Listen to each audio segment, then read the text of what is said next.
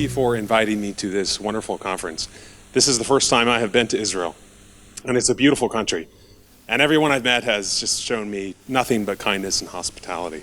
So it's a pleasure for me to be here and for me to speak with you all on a topic that's very near and dear to my heart.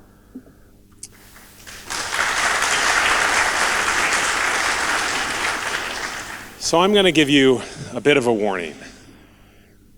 I have some stuff to say today, and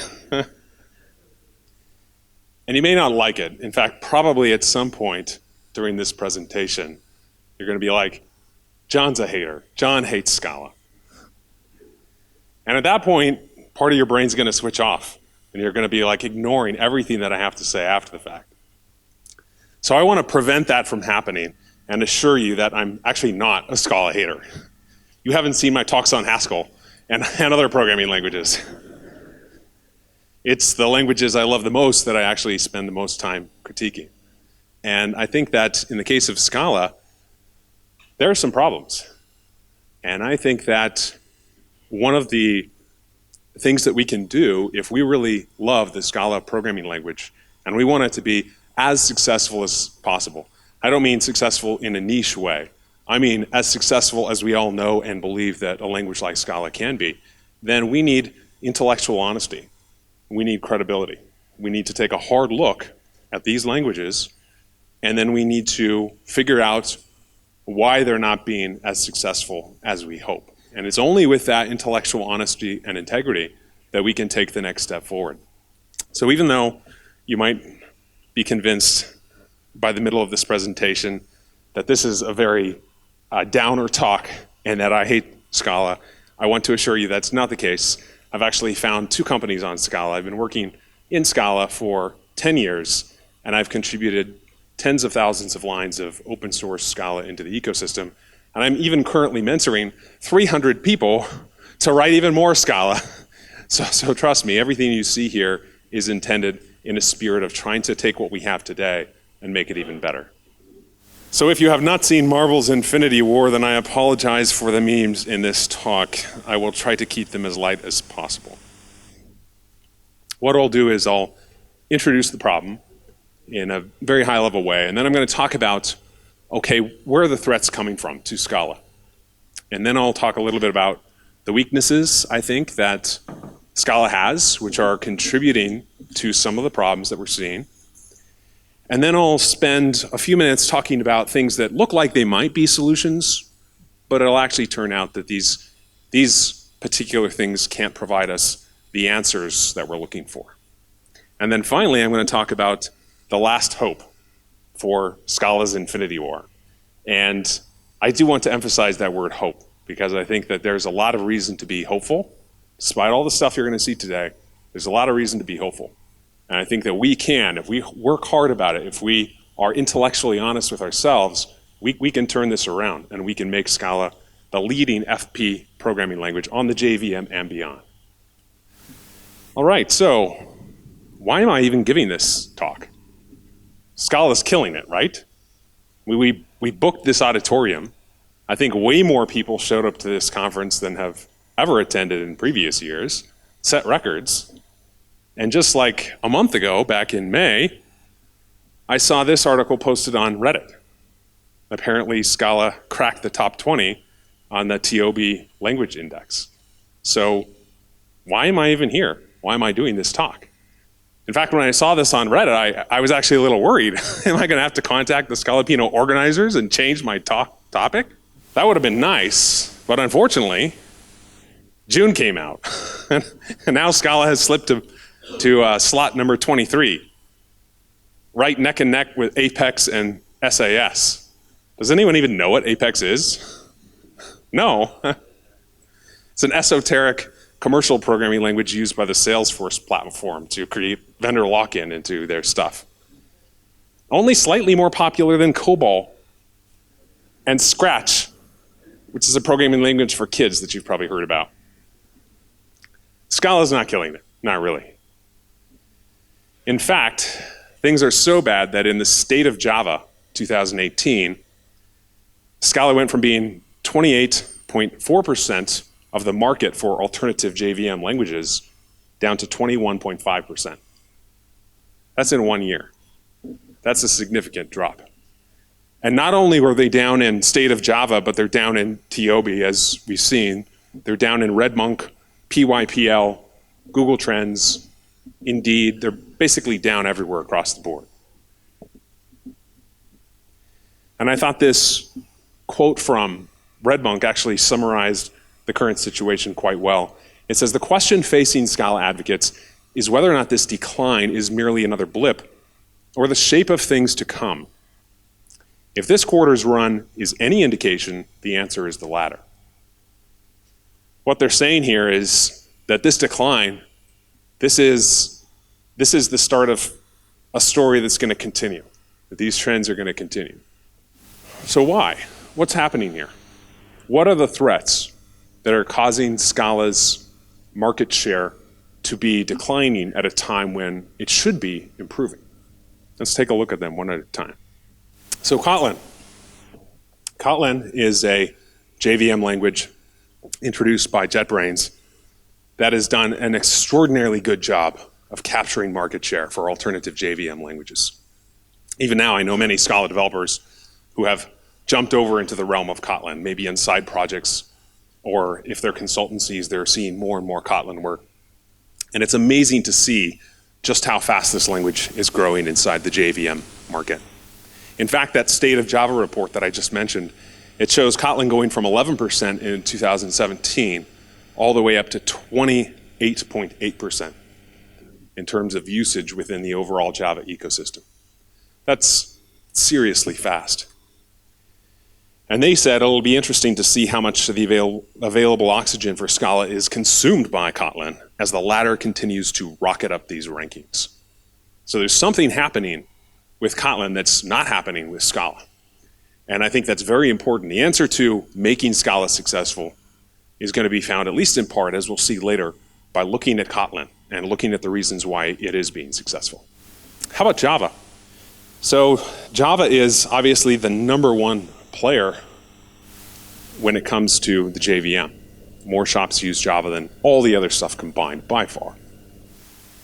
And Java is a significant competitor to Scala, especially as Oracle continues innovating in the core language. Oracle's not sitting still. In fact, we're seeing more releases containing more improvements to the language faster and faster than we've ever seen them before. In the hands of new Oracle, the Oracle of the past few years, evolution is just happening at a lightning pace compared to what happened back in the Sun days, in the latter half of the Sun days. And if you look for jobs, then you see something like the top graph. If you look for pure jobs, Java jobs and Scala jobs, which obviously you can see Java's dominance, but then if you filter it down to the subset of pure Java jobs that don't have any mention of Scala, and the subset of pure Scala jobs that don't have any mention of Java, i.e. they're not trying to sell you Scala developers on a Java code base by adding Scala into the job description, or maybe it's a mixed code base, then it goes way down, and it's basically not even significant. It's a little blip. And the language of Java continues to evolve. This is what big, successful languages do. They accrete features from other fringe languages. And this accretion of these features stops those languages from growing. That's what C++ did. That's what Java is doing now. It's getting features like lambdas. It already has features like lambdas and type inference and intersection types and method defaults and so forth. It's looking at what's working in the ecosystem, and it's sucking those things up to keep people on Java. And this is a strategy that works very, very well for big dominant languages, because they can give you just enough reason to stick with Java. They don't have to make it amazing. They don't have to make it clean. They don't have to make it perfect and beautiful. But if they can keep you by adding basic versions of these features that have mainstream appeal, then they can keep their dominance and even increase it. And they're definitely going to hurt alternative JVM languages like Scala. And then if you look further down the path at Java 11 or 10, it's got stuff that isn't even in Scala or hasn't been thought out well in Scala. Scala may be playing catch up to Java in some respects around value classes and reified generics and so forth. And that's really interesting, because there's a big team of people who work on Java, and they have a lot of power to do anything they want, because they can actually change the Java virtual machine. Those are advantages that Scala does not have. Scala has to work with whatever Java has, and it looks like Scala is going to be playing catch-up in many cases to what Java is doing.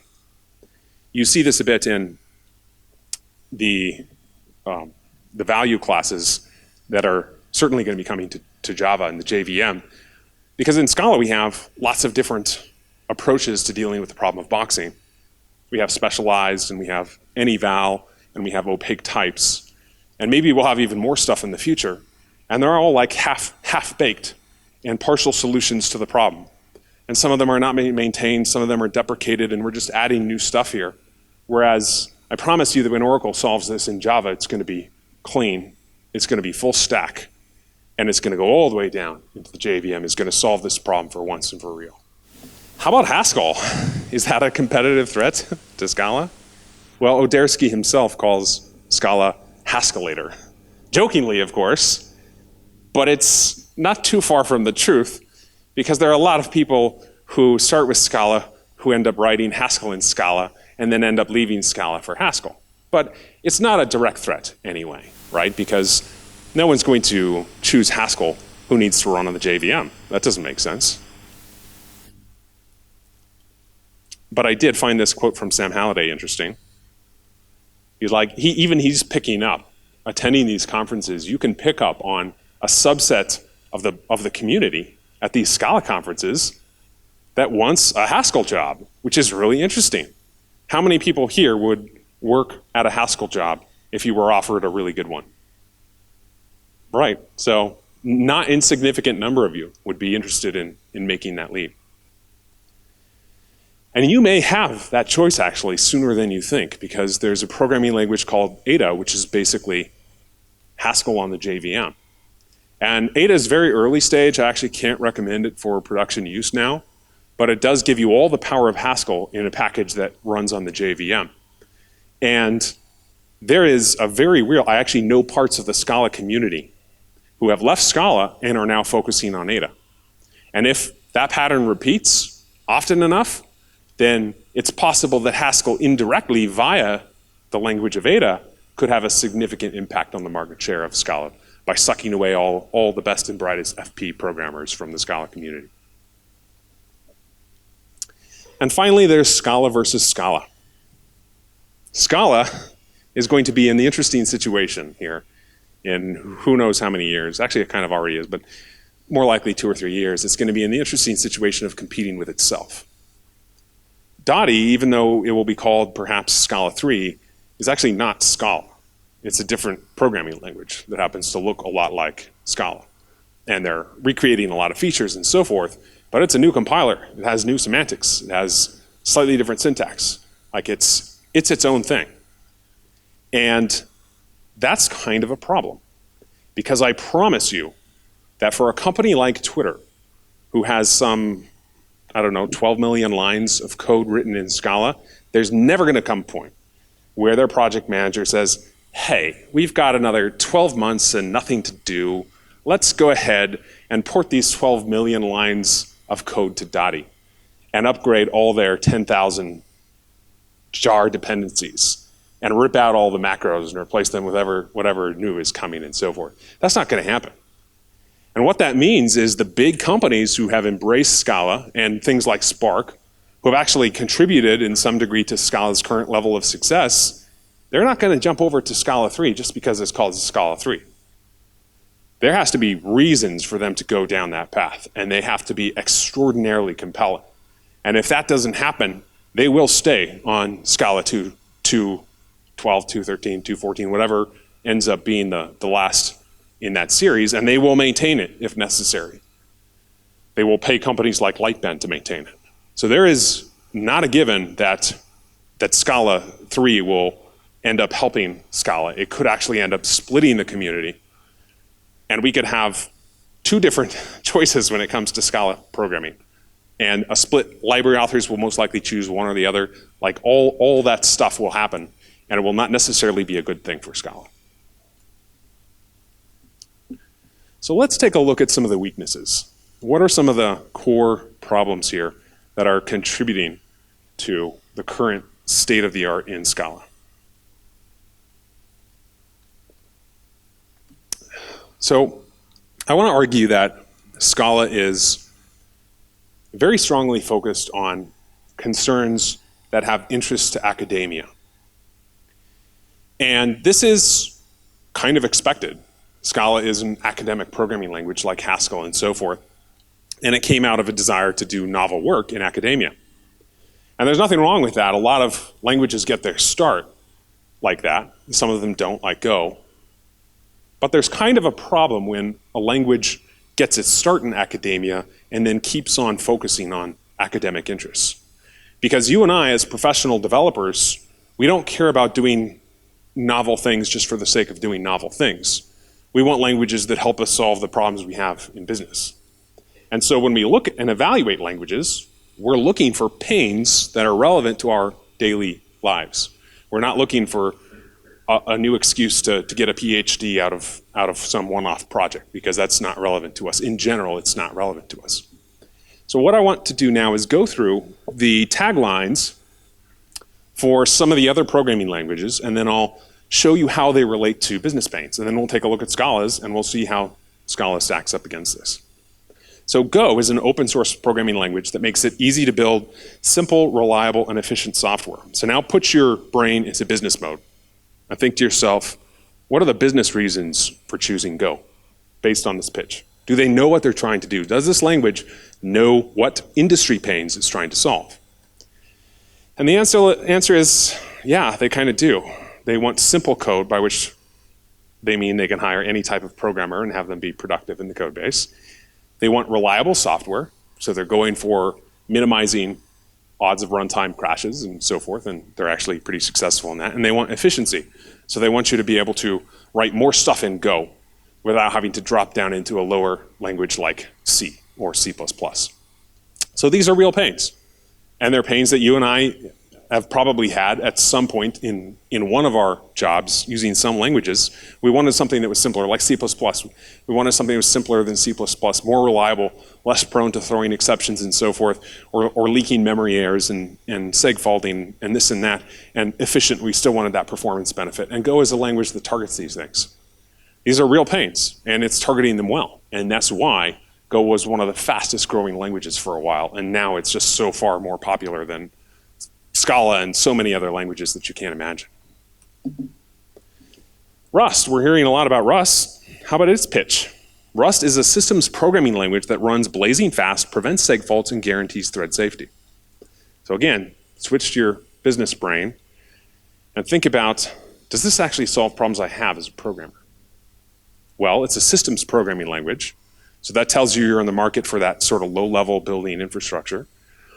And in that space, you want something that runs really fast, because that's why you choose system programming languages. You choose C or some low-level language like that. And if you use C, then you've obviously run into lots of situations where you didn't have thread safety and your application was seg faulting. And so it's like a better C. You get the performance of C, but it solves some of the real problems that programmers have when they're writing these applications. And so again, you can kind of see, okay, this language knows what it wants to be, and it's solving pains that are relevant for us as professional software developers. Erlang. Erlang lets you build highly available, massively scalable soft real-time systems.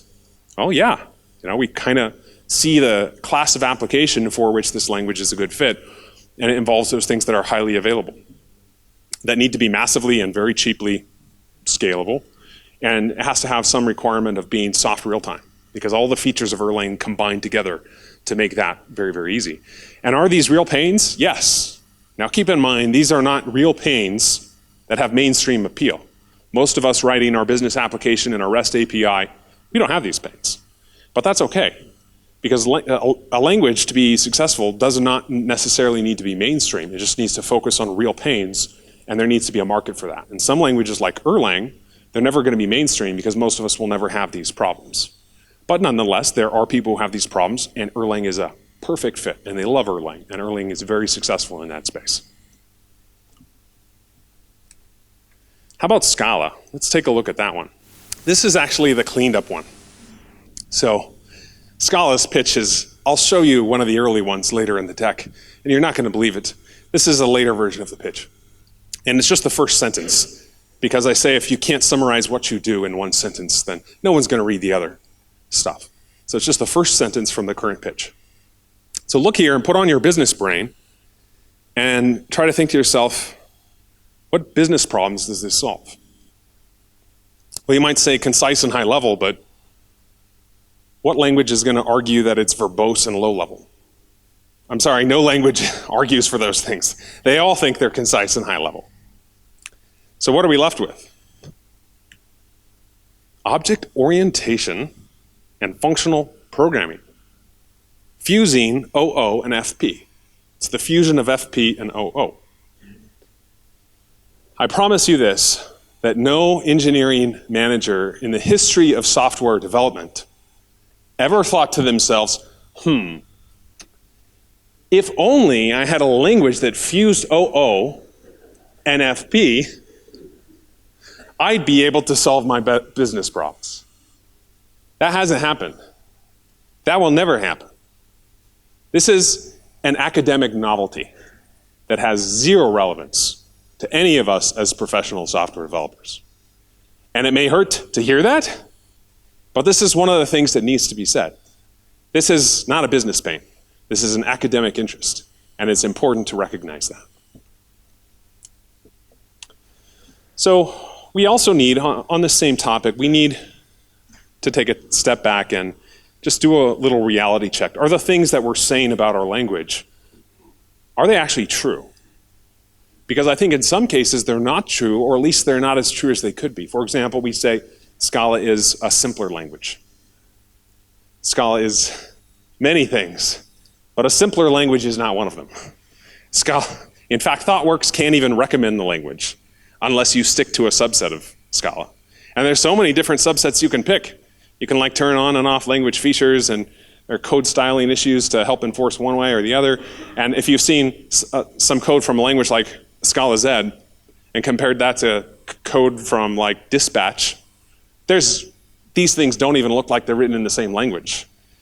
And that's because Scala is big and has a lot of complexity.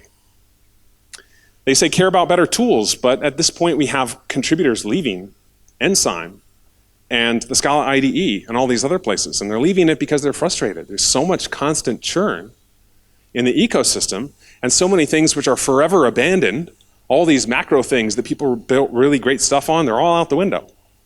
And then we keep being promised that something magical is coming down the road that's going to fix all these problems, which just increases the problem because then people don't want to invest into the existing things that actually do work, they just want to wait.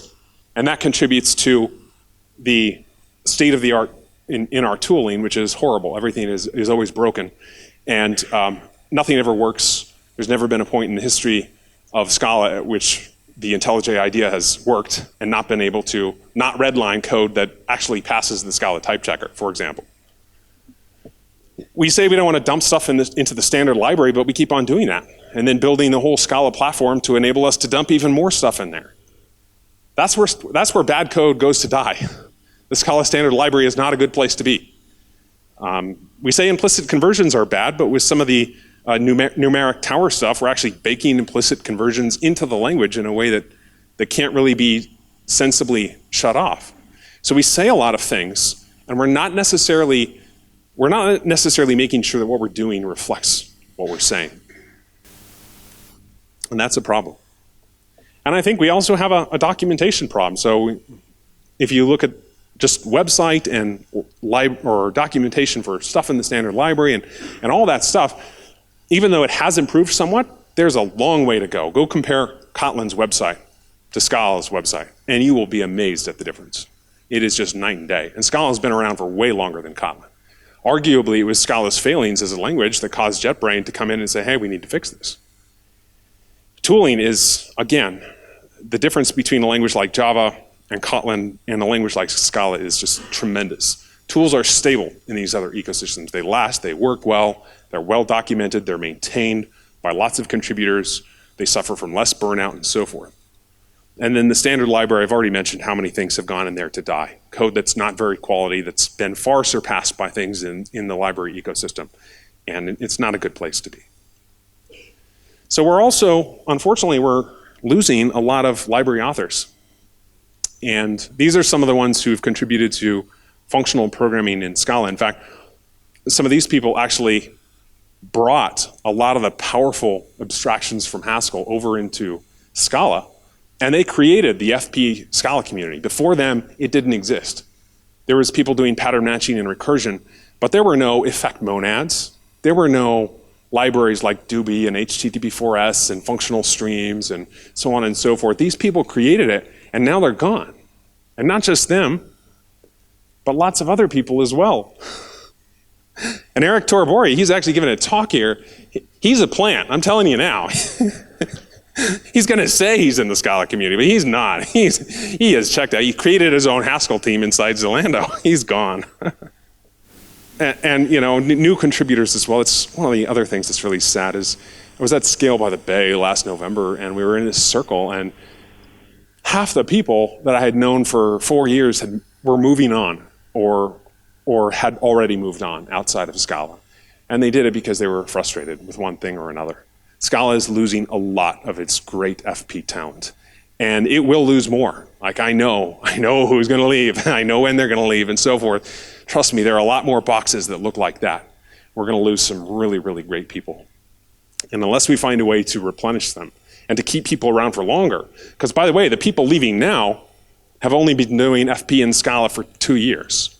So the amount of time that they stay in the FP Scala community is shrinking and shrinking and shrinking.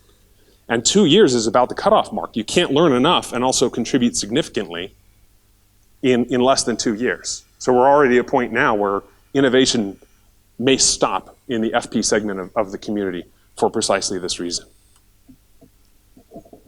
So Scala has had its fair share of political challenges. So we've lost some really great contributors to the Scala compiler. And I don't think it's helpful to play blame games or point fingers, but I do think that it's important for us to ask ourselves, why are we losing people who have contributed enormously to the compiler? And is there something we can do in the future to help stop that from happening? And obviously there's other political crap going on inside the Scala ecosystem, the whole Scala Z versus cats thing, if you've seen. There's now 2 functional programming libraries in Scala, and there didn't need to be. But people couldn't get along with other people, and it just created a whole lot of, I think, fractures and sub-communities in Scala of people who don't play well together. And we're too small to be doing that. We really all should be on the same page, working towards the same goals. And there's no difference that we have that can't be settled peacefully and professionally, I believe. So I'm running out of time here, so I'm going to accelerate this. Otherwise, you're going to get the downer part, but not the upper part. So you'll really hate me. Let's cover let's use our magical time traveling abilities and peek into the future and see some of the things that look like they might be solutions but are really not. Lightband is not going to be the savior of Scala. It's just worth putting that out there. So Scala wasn't even usable as a language before some of the really awesome work that Lightband did. They made it mature enough that we could, like people like me, who I'm typically a CTO, we could choose that language and put it into production and be confident about that. We couldn't do that before Lightband. So they've done wonderful work with Scala. And honestly, it would not be to the point where it is today without their help. But they're not necessarily the savior of Scala, and it's very simple why. You can't commercialize programming languages. There's no way to make money off a programming language. People have tried it, people always fail. You cannot make money off a programming language. And a company like Lightband has a fiduciary duty to their investors to make lots of money. In fact, they raise VC capital. You have to make a lot of money in order to make those people happy. And that means focusing on the Java ecosystem, because that's where all the jobs are. To the extent that we as a community make Scala successful and we create more jobs and we create good libraries and so forth, we can help turn that around. But Lightband by itself, they're doing more than can be expected at this point for the Scala language.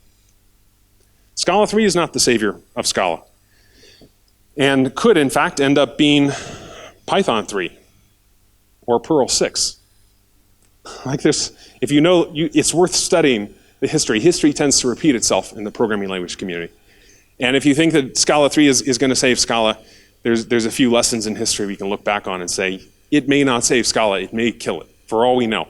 At this point, there's a chance that it will be so divergent and too much effort and not enough people are interested in making that transition. I actually think it could help Scala, but it's not a given.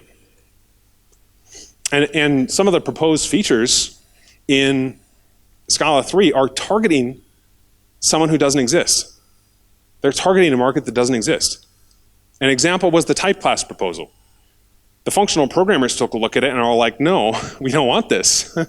We don't want this. In fact, we have better encodings in existing Scala. And then the OO programmers are like, type classes, huh? We want interfaces. These features are being designed for people who don't exist. There's no person who wants this. And it's not the only one, the effect system. Functional programmers, we have our own effect system. It's called monads. We use monads to represent effects and applicative functors and type classes to separate them and so forth. We don't want this effect system that has been proposed that divides the world into pure and impure. And I promise you that the Scala as a better Java programmer doesn't want this stuff. They just want to be able to put print lines wherever and do whatever they want anywhere. This is being designed for a person who doesn't exist. No one wants this. And EPFL isn't the savior of Scala either, because even though they've been able to do a lot of work on Scala, a lot of it's motivated by the need to get PhDs. And so it doesn't necessarily take the language in places that are useful for professional software developers. So now let's real quick, in my final -5 minutes, we're going to talk about the last hope for Scala's Infinity War. So let's peer into that future. Use our time-traveling device and imagine all possible futures and choose the one that makes the most sense. What is that? Leave Scala for Haskell. Next year, this conference will be called Pascal Pino, and it will be even spicier than normal. And by the way, if you're going through grief right now at this loss, Michael Snoyman is in the audience over there, and he is a certified Scala grief counselor. He does full-time Haskell he's the VP of Engineering at FP Complete, and he's the author of many successful libraries, YESOD, Conduit, and so forth. So if you want a Haskell job, talk to that man. Okay, well, let's try that again, because honestly, that's not a hope for Scala. That's a hope for Haskell, if anything. So let's try that again. Let's peer into the future and see if we can figure out what makes the most sense. I think one of the things we can do is make the whole contribution process to Scala less political. And that means we need to minimize subjectivity. What we need to do is specify what are our goals for the language. Like how are we going to judge whether or not something takes the language in a good direction? And then what are the criteria we're going to use in order to see if a given pull request or proposal makes sense? And then use the intersection of those two things. Like, does it satisfy the goals? Does it pass our criteria for satisfying those goals in order to figure out where the language is going to evolve? And that's going to remove some of the human element out of there, which is going to reduce contributor burnout and make the whole process a whole lot less politicized than it already is.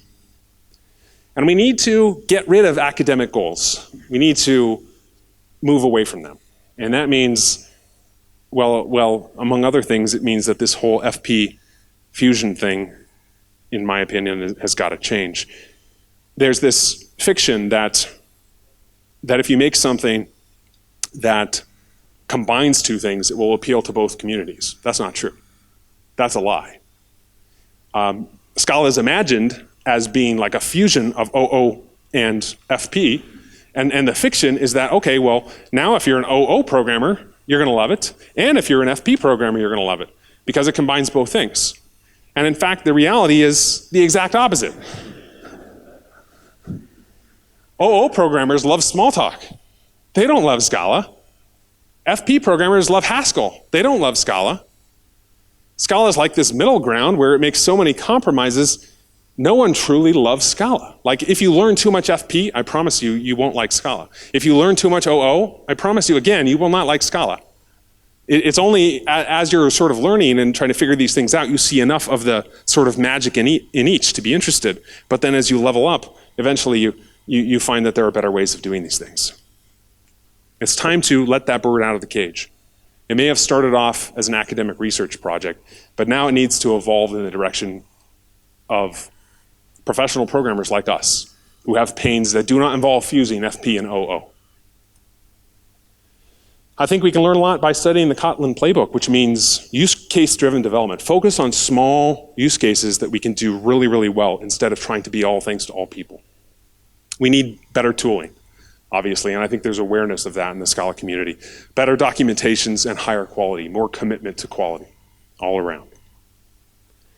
And then we need to stop this process of development by thesis, which is what happens when a PhD student comes in and builds something in order to get a PhD and then abandons their work later as part of the language or standard library. And that's happened times without number inside the Scala ecosystem. And that's why we have dead projects, unmaintained projects, parallel collections that were horrible. They were never performant. They were never a solution to any problem that anyone had. And all the other stuff, all the other dead legacy cruft that's in Scala and in the standard library, that's caused by development by PhD thesis. And we need to cut that out. Someone who works in a lab, even though good things have come out of the lab and out of some of these projects, nonetheless, someone who works in there for 2 to 4 years and then leaves and never has to touch the Scala community again, that's a misalignment of incentives. They don't have to live with their mess. They can just get their PhD out of that and then go on. So there needs to be some element of skin in the game. If you don't have skin in the game, then you can't be deciding the direction of the language or standard library. We need to take better care of contributors. I'm not sure what that looks like, but I know it involves giving them a voice proportional to their work. If you work a lot, you need to have a voice in the direction of this. It must be the people on the ground doing the work who have a say where this thing evolves. And we need to, as I've argued before, we need to do fewer things better. This goal of trying to smash in every possible feature from all different languages into Scala looks exactly like that Swiss Army knife. And it's about as good as that Swiss Army knife at any one thing, which is to say it's not good at all. In fact, I would say that the growth strategies for startups versus grown-ups are diametrically opposed. If you're a startup, like Scala is basically a startup, then you need to go narrow in order to grow. And if you go broad, then suddenly there's no reason for anyone to use you for anything.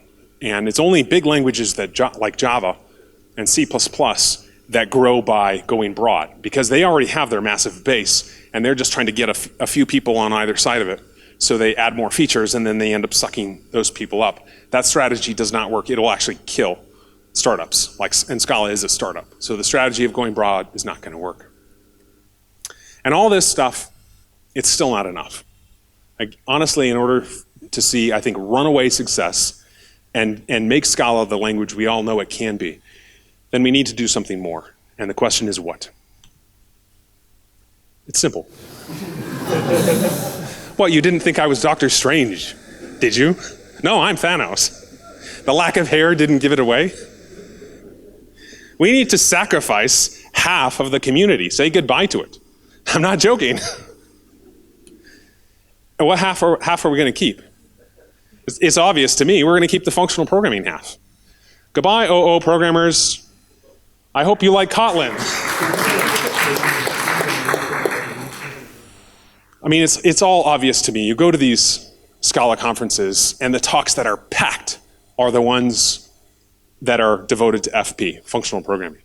The one on applicative functor will have 10 times the number of people as the one on something OO in Scala. It just will.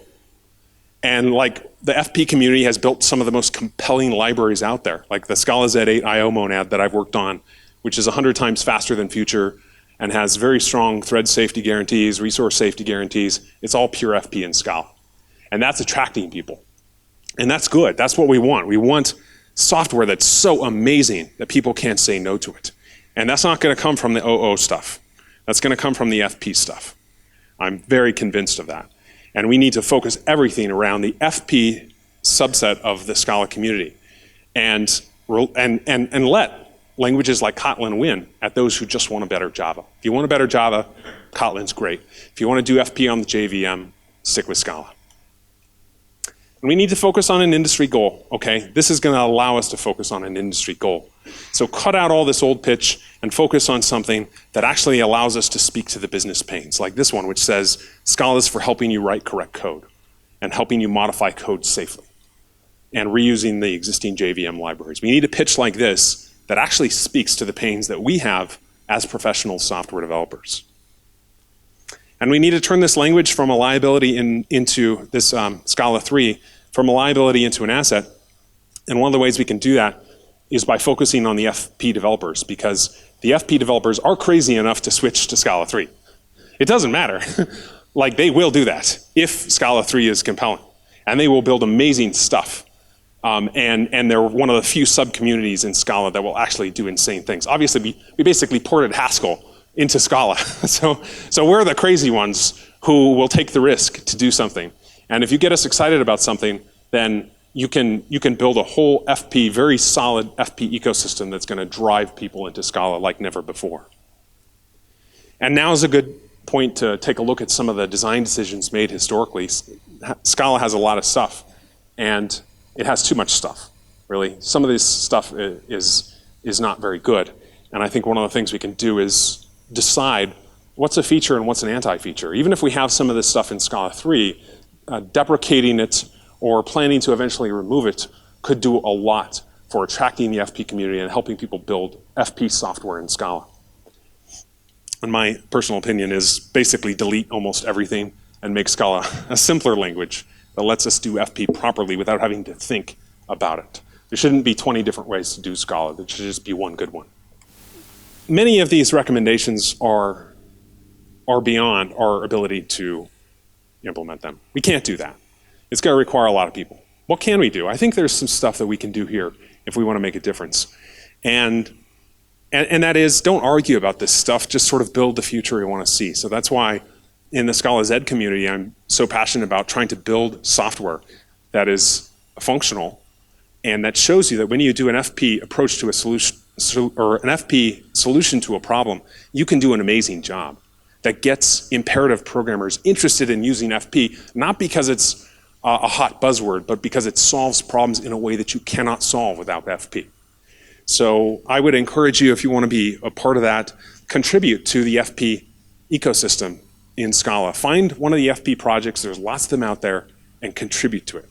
And also there's this whole mentorship program that I'm running. It's called like the 300 Spartans with a Z at the end. Someone picked up that nickname. But it's a mentorship program that if you've never done contribution to open source, you can join it there at that link.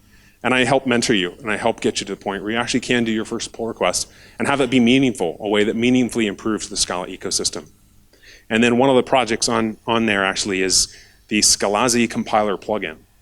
So we're not sitting around waiting for Scala to become a better language. We're trying to say, can we build a plugin that's going to enable us to lock down on some of the features of Scala and make it a more tractable, simpler language that helps give us some of the benefits we need to really make FP shine in Scala.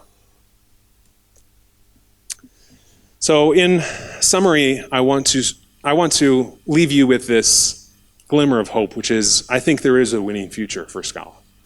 I think Scala has done amazing things. I'm so grateful the language was created because it's enabled me to do FP on the JVM for the past 10 years. And I've built several companies and lots of open source projects on that.